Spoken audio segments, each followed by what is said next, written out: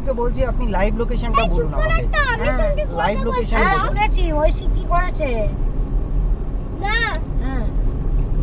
তখন আমাদের চেয়ার উল্টে দিচ্ছিল এই দৌড়ানো চেয়ার উল্টে দিয়ে বসানো দৌড়ে যাওয়া তখন ঐশী দৌড়াচ্ছিল ও জুতো এসে গেছে আরেকটু পরে দিয়ে দৌড়াচ্ছিল তাই হ্যাঁ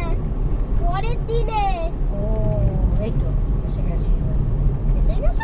না এখনো আসেনি বাবু এই টানটাই আসছে মনে হচ্ছে টানটা আসছে তো